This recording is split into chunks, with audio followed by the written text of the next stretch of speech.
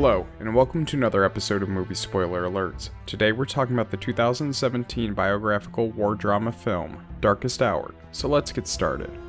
The film opens in England, May 1940, with the Labour Party demanding the resignation of British Prime Minister Neville Chamberlain for his failures with the Nazis. Chamberlain tells the Conservative Party that he wants Lord Halifax to replace him, but Halifax doesn't want to become Prime Minister just yet. Chamberlain is forced to go with Winston Churchill, the First Lord of the Admiralty, the only candidate that the other parties will support. Churchill is a grouchy and hard-to-understand man, and quickly upsets his new secretary, Elizabeth Leighton. Churchill is reluctantly invited by King George VI to form a government including Chamberlain and Halifax. Churchill also does not have a great reputation with his previous position.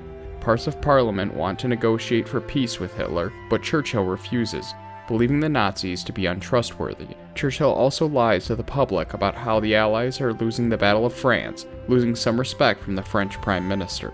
Halifax and Chamberlain attempt to set up negotiations with Germany using the Italian ambassador Giuseppe Bastianini as a negotiator. Halifax and Chamberlain, who are both high members in their party, plan to resign if Churchill refuses, with the intent of causing a vote of no confidence, which would allow Halifax now to become the Prime Minister. As this is all going on in Parliament, the Battle of Dunkirk is going on, where hundreds of thousands of Allied troops are surrounded on the coast of France.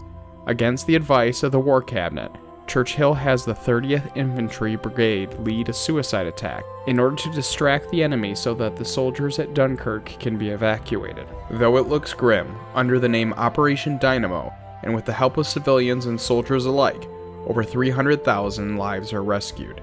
The defeat in France has the War Cabinet pushing for negotiations with Germany. King George unexpectedly visits Churchill one night. The king expresses that he does not want to flee to Canada and rule in exile while England is attacked, and tells Churchill that he supports continuing the war with Germany.